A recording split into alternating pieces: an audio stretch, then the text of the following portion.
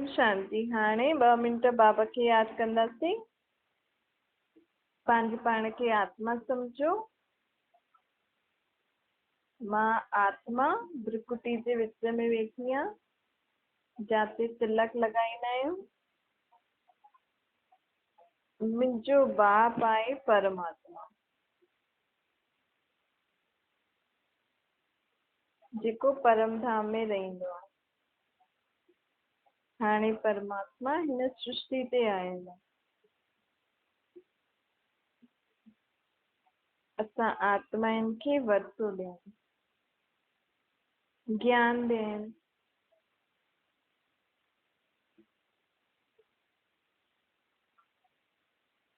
ओम शांति। अॼु मीठा मीठा श्री बाबा ब्रह्मातम द्वारा चवनि था, मीठे मीठे बच्चे, बाप आत्माउनि खे हाणे ज्ञान ॾियण आयो आहे सतयुग जे लाइ। जी हाणे कलयुग में आहियूं न। कलयुग खां पोइ कहिड़ो युग ईंदो आहे? सतयुग, जाते सत्य ई सत्य हूंदो। आत्माएं बि सची हूंदियूं त हुननि जो शरीर बि सचो हूंदो। प्रकृति बि सची हूंदी त उते खाइण पीअण जी चीजूं बि सची हूंदियूं। बाबा चवनि था हाणे त सभु कूड़ ई कूड़ आहे न, सभिनि में मिलावट आहे। हाणे अहिड़ी सची दुनिया की स्थापना करण लाइ सचो बाबा हिन दुनिया में आयो आहे। आत्माउनि जो पीउ वॾो वॾो बाबा आयो आहे न। केरु? शिव बाबा। शिव बाबा अक्षर ॾाढो मिठो आहे न। शिव खे शिवलिंग जे रूप में पूजदा आहिनि, परंतु ॼाणदा न आहिनि कि हिननि खे लिंग जे रूप में छो पूजदा आहियूं। छो जो वो परे ते परे रहण वारी आत्मा आहे। आहियूं त असां बि परे ते परे रहण वारी आत्मा आहियूं, लेकिन असां हेठि जनम मरण जे चक्कर में अची वेंदा आहियूं त असांजी शक्ति गुण ख़तम थी वेंदा आहिनि। उहो परे ते परे रहण वारो सर्वशक्तिवान बाप कॾहिं बि जनम मरण जे चक्कर में न ईंदो आहे न, त उहो सदा शक्तिशाली, सदा पावन रहंदो आहे। जॾहिं असां सभु आत्मायूं हिते शक्तिहीन गुणहीन थी वेंदा आहियूं, असां में कोई सम्झ न रहंदी आहे, तॾहिं उहो वॾो वॾो बाबा हिन सृष्टि ते अची करे असां आत्माउनि खे शिक्षा ॾींदा हुआ कि हे जीव जी आत्माऊं हाणे जागो। तव्हां आत्मा आहियो, शरीर न। पहिरीं पहिरीं मनुष्य आत्मा भूल ई इहे ई कई अथई। कहिड़ी? जो पंहिंजे पाण खे शरीर सम्झी वेठो आहे। पंहिंजे शरीर खे ई सभु कुझु, शरीर जे लाइ ई सभु कुझु कंदो रहंदो आहे। ख़ुदि जे शरीर जी ऐं शरीर जे संबंधी जे लाइ ई सभु कुझु कंदो आहे न। लेकिन आत्मा खे कहिड़ी ॻाल्हि सां सुख शांति मिले थी? मुंहिंजी आत्मा खे केरु शक्ति ॾींदो? उहो त मनुष्य आत्मा ॼाणंदो न आहे न। शरीर खे शक्ति ॾियण वारो भोजन आहे, लेकिन असांजी आत्मा जो अंदरि वेठी आहे, जो सुबुह खां राति ताईं शरीर खां कमु थी कराए, पोइ राति जो चए थी हाणे त मुंहिंजो शरीर थकी वियो आहे, हाणे मूंखां कमु नथो थिए। त हुनखे शक्ति ॾियण वारो केरु? उनजो वॾो वॾो बाबा शिव बाबा। लेकिन पाण कॾहिं बि पंहिंजे पाण खे आत्मा सम्झी करे उन परमात्मा सां कॾहिं आत्मा खे मिलायो न मिलायो न। छो जे पाण त द्वापर युग खां मूर्ति पूजन में फसियल आहे। बस द्वापर में शिव जी लिंग जी पूजा कंदा आहिनि, त बि निराकार रूप में त न यादि कयो न, हुन पत्थर खे ई पूजदा रहंदा हुयासीं। लेकिन बाबा चवंदो आहे हिकु सेकेंड बि, अगरि तव्हां सॼे ॾींहं में हिकु सेकेंड बि ख़ुदि खे आत्मा सम्झी मूंखे निराकार रूप में यादि कयो न, त तव्हांजी आत्मा में ॾाढी शक्ति ऐं शांति भरिजंदी आहे। इहो ई तव्हांजो सचो सचो दूध मूं वटि चढ़ी वेंदो आहे। कहिड़ो?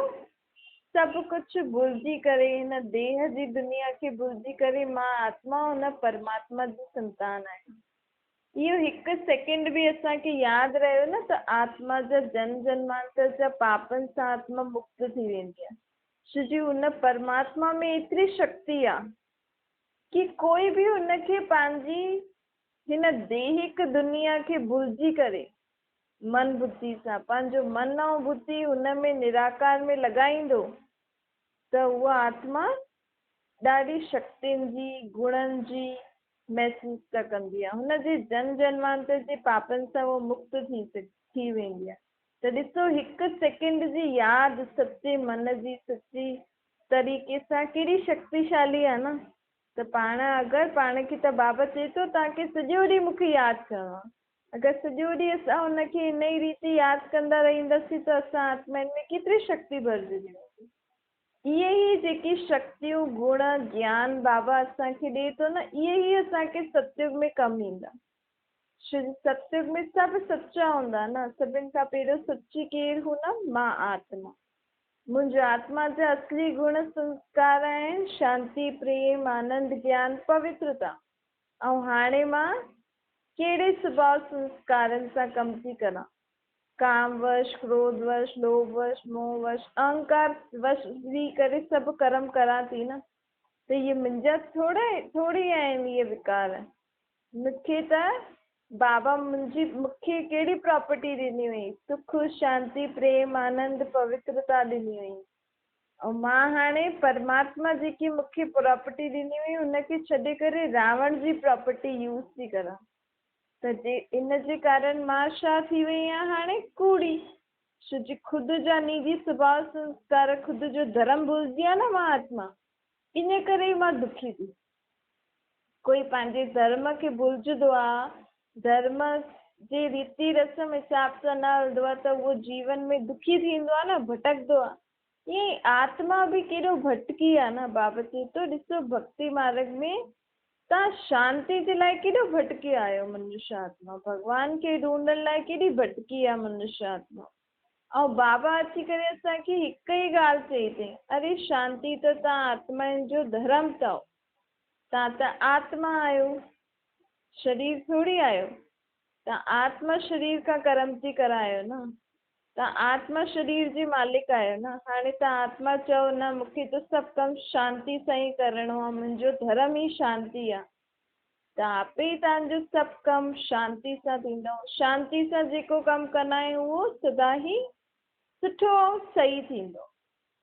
ऐं हुनमें सभु शांतिपूर्वक कमु कंदा आहिनि त उन्हनि ॿियनि खे बि सुठो लॻंदो आहे। उन्हनि खे बि शांति ऐं सुख जी महसूस था थींदी। ॾिसो आया त पाण हिते जीवन जीअण आहियूं न, त छो न शांति ऐं ख़ुशी सां सुखनि सां जीवन जीऊं। तव्हां बि जियो, ॿियनि खे बि जीअण ॾियो न। आहियूं त हिते खेल खेॾण ई आहे न। ऐं सभिनि आत्माउनि में पंहिंजो पंहिंजो पार्ट भरियलु आहे। पाण छो कंहिंखे चऊं की तूं हीअं कर हीअं कर हीअं कर? पाण हुनखे राय सलाह ॾेई सघंदा आहियूं। लेकिन मनुष्य आत्मा छा सोचती आहे कि जेको मां चवां उहो ई इहो करे। लेकिन हुनजी आत्मा में ॿियो पार्ट भरियलु आहे। अॼु दुनिया में लड़ाई झगड़ा मतभेद छो थो थिए? चईंदा आहिनि वॾनि जो नथा मञनि, मुंहिंजी त ॿुधे नथी ईअं। अरे तव्हां बि एक्टर आहियो, उहो बि एक्टर आहे। तव्हांजो कमु अथव हुनखे राय सलाह ॾियणु, भई तूं ईअं कमु कंदे त घर में शांती रहंदी, सुख रहंदो, तुंहिंजो शरीर बि सुठो रहंदी। अगरि साम्हूं वारी आत्मा नथी मञे, नथी सम्झी सघे त पाण खे उनजे मथां ज़ोर ज़बरदस्ती न करणो खपे। छो जे उन आत्मा जो पार्ट अलॻि आहे, उनजा कर्म बंधन पिछले जन्मनि जा अलॻि आहिनि, उनजो सोचण जो तरीक़ो अलॻि आहे। पाण उनखे राय ॾेई सघंदा आहियूं न। छो जे पाण अॼु माण्हू छा थो चए कि न उहो इहो ई करे जो मां थी चाहियां थी, त उहा आत्मा बि ख़ुशि न आहे, मां बि ख़ुशि न आहियां।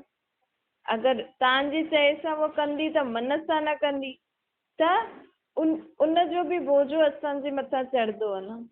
तंहिंखां सुठो त पाण खे सभिनि खे राय सलाह सुठी ॾियो परमात्मा जी यादि में। पोइ हुननि जी जीवन हुननि जे मथां छॾे छॾो न। तव्हां पंहिंजो पार्ट सुठी तरह वॼायो। पोइ तव्हांजे सुठे सोचण सां साम्हूं वारी आत्मा सुठो बि करे छॾंदी आहे। छो जे पाण क्रोध में अची वेंदा आहियूं न, पाण गुस्से में अची वेंदा आहियूं ऐं अंदरि मन ई मन में बुरो बि सोचे छॾंदा आहियूं कॾहिं कॾहिं कि तूं मुंहिंजो नथो मञे या नथी मञे न, हाणे तुंहिंजो इहो कमु बिगड़ी वेंदो। पोइ बिगड़ी वियो, नुक़सानु कंहिंजो थियो? उनजो त थियो, तव्हांजो बि त थियो। तव्हांखे बि त घर में त तव्हां बि रहंदा आहियो, संसार में त तव्हां बि उनजो तव्हां सां कनेक्शन अथव, त तव्हांखे बि तकलीफ़ त कहिड़े न कहिड़े रीति थींदी ई सही। इन करे बाबा चए थो हीअ ॻाल्हि सम्झो हर हिकु आत्मा जो हिक ॿिए सां हिसाब किताब अलॻि आहे। हर हिकु आत्मा हिते पार्ट थी वॼाए। पंहिंजो कमु आहे, अगरि पाण कंहिंखे सुठी राय ॾेई था सघूं, अगरि पाण खां कोई पुछे त पाण राय ॾियूं, उन्हनि खे सम्झ ॾियूं, न त ख़ुदि जो जीवन सुख शांति वारो जियो था। तव्हांखे टेंशन खणण जी कोई ॻाल्हि कोन्हे। अगरि मन में इहे सदा यादि रहंदो न, सभिनि आत्माउनि जो पंहिंजो पंहिंजो पार्ट आहे। सभी आत्मायूं पंहिंजे कर्मनि जे स्वभाव संस्कार जे हिसाब सां पंहिंजो जीवन जियूं थी। पंहिंजो कमु आहे सभिनि जे लाइ सुठो सोचो, त पाण सदा ई परमात्मा जी यादि में सभिनि जो सुठो सोचूं त सुठो थी बि वेंदो आहे। छो जी पाण अगरि ईअं सोचूं की फलानो मुंहिंजो चए नथो मञे, ईअं नथो करे, ऐं पाण उहो उल्टी सुल्टियूं ॻाल्हियूं सोचता रहंदा आहियूं न कि हाणे छा थींदो, उहो त मञे ई नथो, पोइ हीअं हूअं, त पोइ ग़लति जे मथां ग़लति कम थींदा। पंहिंजे सोचण ते ॾाढो पाण खे ध्यानु ॾियणो खपे। ॾिसो, चवंदा आहिनि कि परमात्मा बि ब्रह्मा तन में अची करे संकल्पनि सां सृष्टि रचे, पंहिंजी सोच सां सृष्टि रचे न परमात्मा ब्रह्मा जे तन में अची करे। त पाण जेको सॼो ॾींहुं सोचूं था न, पंहिंजी सृष्टि बि उहो ई थी हले। त छो न पाण सभिनि जे लाइ ऐं पंहिंजे लाइ सुठो सोचूं। छो न पाण सुबुह खां वठी राति ताईं सुठो ई सुठो हिक ॿिए जे लाइ सोचूं, त उहो सुठो थी बि वेंदो। छो जी सुठो सोचंदा आहियूं न, त हुनखे थियण में थोरो समय लॻंदो आहे। त एतिरो पेशेंस त मनुष्य आत्मा में न आहे, त पोइ शरीर जो यूज़ करणु लॻी वेंदी आहे। कॾहिं जोर सां चईंदी आहे, कॾहिं हुननि खे मारदी आहे, डांटदी आहे कि तूं त हाणे ई कर। लेकिन पाण पंहिंजी सोच सां, सुठे शब्दनि सां बि आत्माउनि खे सम्झाए सघंदा आहियूं, पंहिंजी सोच सां बि उन्हनि खे सुधारे सघंदा आहियूं। लेकिन हिन में पाण खे धैर्यता खपे। त बाबा चए थो हमेशह हाणे धैर्यता सां शांतिपूर्वक सभु कार्य करो, त तव्हांजे जीवन में सुख शांति अची वेंदो। ॾिसो, सत्य त्रेता में बि तव्हां हिते जीवन जींदा हुया, सुख शांति वारो जीवन जींदा हुया न। छो जी हुते असां पंहिंजी आत्मिक बल सां, आत्मा में जेकी शक्ति हुई, उन अनुसार पाण जीवन जींदा हुयासीं, उन अनुसार पाण हिक ॿिए सां व्यवहार में ईंदा हुयासीं। हाणे उहो आत्मिक शक्ति न आहे, आत्मा में शक्ति न आहे। त हिन करे आत्मा शरीर जे द्वारा क्रोध थी करे, काम क्रोध लोभ मोह अहंकार में फंसी वई आहे। छो जी इहे जेका विकार आहिनि न, इहे शरीर द्वारा थींदा आहिनि। ऐं बाक़ी शांति प्रेम आनंद सम्झ सां जेको कार्य थींदो आहे न, उहो आत्मिक बल सां थींदो आहे। त हाणे बाबा असांखे छो था चवनि घड़ी घड़ी पंहिंजे पाण खे आत्मा सम्झी मूंखे निराकार रूप में यादि करो? छो जो हिन सां पंहिंजी आत्मा में बल भरिजंदो आहे, पंहिंजी आत्मा में शक्तियूं गुण ईंदा आहिनि, पंहिंजी आत्मा में सम्झ ईंदी आहे। त आत्मा जॾहिं सम्झ वारी हूंदी आहे ऐं शरीर सां कोई कार्य कंदी आहे न, त ॾाढो सुठो हुनजे जीवन में सुख शांति ईंदो आहे। त अगरि पाण खे सुख शांति वारो जीवन जीए, जॾहिं पाण आया आहियूं सृष्टि ते, पाण पार्ट वॼायूं था, त सदा इहे ई सोचो कि मूंखे हाणे पंहिंजे जीवन में कीअं बि करे शांति सां ऐं सुख वारो जीवन ई जीअणो। पंहिंजी सोच इहे ठाहे छॾियो। लेकिन उनजे लाइ पाण खे ॿिए कंहिंजे लाइ बि बुरो न सोचणो आहे, तॾहिं पाण पंहिंजे जीवन में सुख शांति अनुभव करे सघंदासीं। छो जी कई बार पंहिंजे जीवन में दुख अशांति इन करे ईंदी आहे, छो जी पाण ॿियनि जे लाइ बुरो सोचंदा आहियूं, ॿियनि जे लाइ बुरो चईंदा आहियूं, त उहे ई ॻाल्हियूं पंहिंजे जीवन में अची वेंदियूं। त हिन करे सदा ई सुठो सोचंदासीं, सुठे शब्द कढंदासीं, त पाण वटि बि सभु सुठो ई सुठो हूंदो। त इहे सम्झ परमात्मा कंहिंजे तन में अची करे थो ॾे? ब्रह्मा जे तन में। कंहिंखे थो ॾे? असां आत्माउनि खे। असां आत्माऊं असल में उन जा ई ॿार आहियूं न। त उहो परमात्मा ई पंहिंजे ॿारनि खे सम्झ ॾींदो, शरीरनि खे न ॾींदो आहे। परमात्मा आत्माउनि खे ॾिसी करे सम्झ ॾींदो आहे। छो जी परमात्मा ॼाणंदो आहे कि इहे सभई आत्माऊं मुंहिंजा ॿार आहिनि। शरीर त कंहिंखे कंहिं ॾिनो आहे, कंहिंखे कंहिं ॾिनो आहे, जंहिंजो जेको हिसाब किताब हूंदो आहे, उन वटि जन्म वठंदा आहिनि त शरीर मिलंदो आहे। सभई हिते जन्म वठंदा आहिनि त शरीर त कंहिंखां मिलंदो आहे न। लेकिन सतयुग में तो शरीर भी योग बल सां पैदा थींदो हुयो, हाणे त शरीर भी विकारनि जो पैदा थियल आहे। इन करे शरीर में भी रोग ॾाढा आहिनि, बीमारियूं केॾी तरह तरह जी थी वयूं। हिकु त इहे विकारनि वारो शरीर आहे, ॿियो पंहिंजे मन में जेकी सोच दिन प्रतिदिन पंहिंजी सोच टेंशन ये थींदी थी वञे न, वधंदी थी वञे। कोई ॻाल्हि आहे न, लेकिन सॼो ॾींहुं सोचूं था अलाए कहिड़ी कहिड़ी ॻाल्हियूं, सॼो ॾींहुं टेंशन ई टेंशन। त इन सोच ऐं हिन टेंशन सां पंहिंजे शरीर ते इफेक्ट पवंदो आहे। त अगरि पाण सॼो ॾींहुं सुठो सोचूं, कंहिं ॻाल्हि जी टेंशन न खणूं, कहिड़ी बि ॻाल्हि खे टेंशन सां अगरि पाण जीवन में उनखे सॉल्व करणु चाहींदासीं त न करे सघंदा आहियूं। अगरि उन ई ॻाल्हि खे शांति सां पाण सोचूं त पाण उन ॻाल्हि सां पार थी सघंदा आहियूं। त टेंशन कोई ॻाल्हियुनि खां पार थियण जो उपाय न आहे। कहिड़ो उपाय आहे? शांति सां। हाणे जॾहिं परमात्मा आयो आहे, चए थो कि तव्हां एॾा समय खां हिते जनम मरण में खेल खेॾो था, हाणे त थकिजी पिया आहियो न, त सॼो बोझ मूंखे ॾेई छॾो। कीअं ॾियो? जेको बि तव्हां चईंदा आहियो, मुंहिंजो शरीर, मुंहिंजो परिवार, मुंहिंजो धन, मुंहिंजो मन, उहो सभु कंहिंखे ॾेई छॾो? परमात्मा खे। ये शरीर मुंहिंजो न आहे, कंहिंजो आहे? तुंहिंजो। इहो मन बि तुंहिंजो थी, इहो धन बि तुंहिंजो थी, ये घर वारा परिवार वारा सभु जंहिंसां मां पाठ वॼायां थी, इहे सभु तुंहिंजा थी। पोइ रोज़ परमात्मा खे पंहिंजे हिते जेको तव्हां पाठ वॼायो था हुनजे बारे में परमात्मा खे ॿुधायो कि परमात्मा अॼु तुंहिंजे घर में हीअ ॻाल्हि थी आहे, अॼु तुंहिंजे हिन पुट सां गॾु हीअं थी वई, अॼु तुंहिंजे हिन शरीर सां हीअं थकान थी वई आहे, हिते सूर थो थिए, अॼु तुंहिंजे धन में हीअं मां तुंहिंजो धन हिन कार्य में लॻाइणो आहे। ईअं ईअं करे पंहिंजो सभु कंहिंखे ॾेई छॾो? परमात्मा खे। ऐं पोइ हुनजी राय सां उनखे यादि करे सभु कर्म करो त पाण खे सदा इहे यादि रहंदो न कि इहो मुंहिंजो घर न आहे, इहो मुंहिंजो धन न आहे, इहे मुंहिंजा ॿार न आहिनि, मुंहिंजो पति न आहे, इहे कंहिंजो आहे? सभु परमात्मा जो। त ॿिए जी चीज़ जो ध्यानु पाण सुठी रीति रखंदा आहियूं न, पोइ ॾिसो त पंहिंजे घर परिवार ॿारनि खे ॾाढी सुठी रीति संभालंदो। त बाबा ऐं पाण खे बोझ बि न थींदो, छो जो सभु कुझु हुनजो ई आहे न। त उहो ई पाण ई शक्ति ॾींदो, पाण खे पाण ई सम्झ ॾींदो कि तव्हां हीअं हीअं कमु करो, इन रीति धन कम में लॻायो। त बाबा चए थो हाणे जेको बि बोझ अथव सभु मूंखे ॾेई छॾो ऐं तव्हां मुंहिंजी राय ते कर्म करो। हिकु इहो ई समय आहे जॾहिं मां अची करे ॿारनि जो सभु बोझ पंहिंजे मथां खणंदो आहे, छो कि बाक़ी कंहिं युग में त भॻवानु धरती ते न ईंदो आहे न। इहो ई हिकु संगम युग आहे।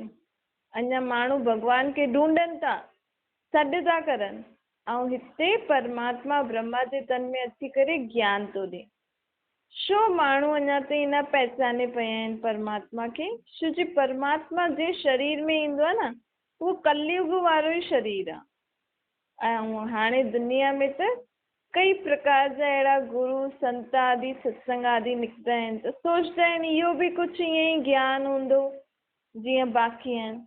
लेकिन जॾहिं हिन ज्ञान खे ॿुधनि ऐं सम्झनि तॾहिं सम्झी सघंदा आहिनि कि इहे ज्ञान जी ॻाल्हियूं त बिल्कुलु अलॻि आहिनि। कंहिं शास्त्र में अहिड़ी ॻाल्हियूं न लिखियूं आहिनि, कंहिं गुरू संत पहिरियों अहिड़ी ॻाल्हियूं न चई अथई जेकी हाणे बाबा असांखे ॿुधाए थो। कॾहिं कोई थोरी ॿुधियो असां किथे कि कोई असांखे चए कि तव्हां आत्मा आहियो, तव्हांजो पीउ परमात्मा आहे, ख़ुदि खे आत्मा सम्झो, पवित्र रहो। न ई कंहिं पाण खे चयो कि हाणे विकारनि खे छॾो, हाणे सतयुग अचण वारो आहे, सच्ची राह ते हलो, कूड़ पाप छॾो, परमात्मा खे यादि करे पंहिंजी आत्मा में शक्ति भरी करे सच ते हलो। कि पाण खे ईअं थोरी चयो कि सतयुग जी स्थापना थियण वारी आहे, हाणे कलयुग ख़तमु थियण वारो। लेकिन ये परमात्मा ई गुप्त वेश में अची करे पाण खे शिक्षायूं थो ॾे, ऐं इहे शिक्षायूं उहो ई वठी सघंदो आहे, उहो ई धारण करे सघंदो आहे जेको परमात्मा खे पहचाने सघे। छो जो परमात्मा खे अखियुनि सां न ॾिसी सघंदा आहियूं, पाण एॾनि समय खां ज्ञान ॿुधूं था, लेकिन परमात्मा जो कोई चित्र न आहे, छो जो उहो त निराकार आहे न। तव्हां पंहिंजी आत्मा कॾहिं ॾिठी आहे अखियुनि सां? न, वेठी आहे शरीर जे अंदरि, कर्म कराए थी, शक्ति आहे न। ईअं ई परमात्मा बि अखियुनि सां न ॾेखारे में ईंदो आहे, लेकिन परमात्मा जो जेको इहो ज्ञान आहे, जेकी ॻाल्हियूं असांखे ब्रह्मा जे तन में अची करे ॿुधाए थो, हिन ज्ञान सां असां सम्झी सघंदा आहियूं कि इहो जेको शरीर आहे ब्रह्मा जो, इन जे शरीर में कोई ॿी आत्मा आहे जो असांखे ईअं चए थी कि हाणे मूंखे निराकार रूप में यादि करो त तव्हांजा सभु दुख दूर थी वेंदा। त भॻवान जी पहचान कीअं थींदी आहे? हुन जे ज्ञान सां। हू जॾहिं पाण खे अची करे इहे ज्ञान ॾींदो आहे, तॾहिं माण्हू सम्झी सघंदो आहे कि हिन जे अंदरि ॿी आत्मा आहे, परमात्मा आयल आहे जो असांखे ज्ञान थो ॾे। जेके माण्हू भक्ति मार्ग में अञा सॾु था करनि, अञा ताईं तीर्थ आदि करनि था, मंदिर आदियुनि में घंटा आदि था वॼाइनि। बाबा चए थो सुबुह सुबुह त हिन दुनिया में बैंड बाजा वॼंदा आहिनि। कोई काथे घंटो वॼाईंदो आहे, कोई काथे छा कंदो आहे, सभु भॻवान खे यादि कंदा आहिनि। बाबा चवंदा आहिनि हीअं लॻंदो आहे जीअं त सृष्टि ते सभु बैंड बाजा था वॼनि, लेकिन बैंड बाजा वॼाइनि था, चवनि था तूं अचु अचु, हे भॻवान असांजो इहो कमु कर, असांखे इहो ॾे, असांखे तूं अचु, दुख दूर कर। लेकिन हाणे मां आयो आहियां, मां त तव्हांखे नथो चवां बैंड बाजा वॼायो, न ई शोर शराबा करो, न ही ये व्रत आदि जप तप करो, न ही तव्हां इहे जेको हेॾा घंटा वेही करे पाठ आदि करो था। मां थोरी थो चवां तव्हां इहे करो, बुख प्यास में वेही करे इहे सभु कर्म करो। मां त सिर्फ़ु एतिरो ई थो चवां कि अगरि मूंसां मिलणो अथव त पंहिंजे हिन शरीर जे भान खे भूलो, ख़ुदि खे आत्मा सम्झो त तव्हां मूंसां मिली सघंदव। मुंहिंजो रूप निराकार आहे, ऐं तव्हांखे अगरि पंहिंजे दुखनि सां दूर थियणो अथव त सभिनि खां पहिरियों हिन विकारनि खे छॾो, काम क्रोध लोभ मोह अहंकार खे छॾंदव ऐं मूंखे निराकार रूप में यादि कंदव। कि शरीरधारी रूप में न यादि करो, बैंड बाजा वॼाए करे, घंटा आदि वॼाए करे मूंखे यादि करण जी दरकार न आहे। मां त चवां थो शांती सां तव्हां पंहिंजे पाण खे आत्मा सम्झो ऐं मूंखे पंहिंजे पीउ जे संबंध में यादि करो न। तव्हां पंहिंजे शरीर जे माउ पीउ सां मिलंदा आहियो त उन्हनि खे छा बैंड बाजा वॼाए करे मिलंदा आहियो छा? शांती सां मिलंदा आहियो न, उन्हनि खे नमस्ते आदि जेको करिणो अथव, राम राम, पोइ उन्हनि सां शांती सां वेही करे ॻाल्हाईंदा आहियो न। पोइ मूंसां बि ईअं ई ॻाल्हायो न, मां त तव्हांजो पीउ आहियां न। सुबुह सुबुह जो उथी करे हेॾा घंटा आदि वॼाइण जो, जोर जोर सां सॾु करण जी त दरकार न आहे न। उहो त असांजो पीउ आहे। असां सुबुह जो उथी करे जीअं शारीरिक माउ बाप सां मिलूं था, उहो ई थोरो समय कढी करे शांती सां आत्मा जे चिंतन में वेही करे परमात्मा सां ॻाल्हायो, उन्हनि सां मिलन मनायो न। त बाबा चए थो हाणे हिन रीति मूंखे यादि कंदव त ई तव्हांजी आत्मा में शक्ति भरजंदी ऐं तव्हां वरी खां सुख शांती वारो जीवन जीअण जे लाइ लाइक़ु ठही वेंदा। छो जी जीवन आत्मा जींदी आहे शरीर द्वारा। हाणे आत्मा में शक्ति गुण न आहिनि, सम्झ न आहे, त आत्माउनि जो बि परमात्मा हाणे आत्माउनि खे सम्झ ॾियणु आयो आहे।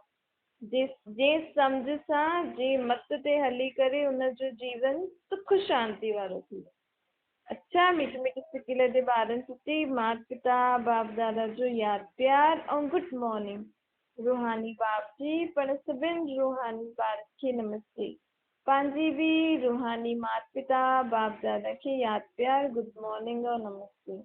वरदान आहे सदा पंहिंजे हिन देह जे सर्व कर्मेंद्रियनि खे मन बुद्धि खे ऑर्डर प्रमाण हलाइण वारा राज ऋषि अथव। राज ऋषि मतिलबु माण्हू सोचंदा आहिनि ऋषि मतिलबु सन्यासी जो जंगलनि में रहंदा आहिनि, को झोपड़ियुनि में तपस्या कंदा आहिनि, लेकिन बाबा चए थो ऋषि अर्थात जंहिंजो कंहिंसां कोई लगाव न हुजे, भले हिन दुनिया में सभु कुझु कमु करे, सभु तरीक़े जा संबंध निभाए, सभु तरीक़े जी चीजूं बि यूज़ करे, सभु खाईंदे पीअंदे बि कंहिंसां कोई लगाव न हुजे। त ऋषि कंहिंखे चइबो आहे जंहिंजो कंहिंसां कोई लगाव न हुजे। लेकिन लगाव जे लाइ पाण खे सभु कुझु छॾिणो न आहे। हिन दुनिया में रहंदे हुए कंहिंसां लगाव न हुजे, हुनखे चइबो आहे ऋषि।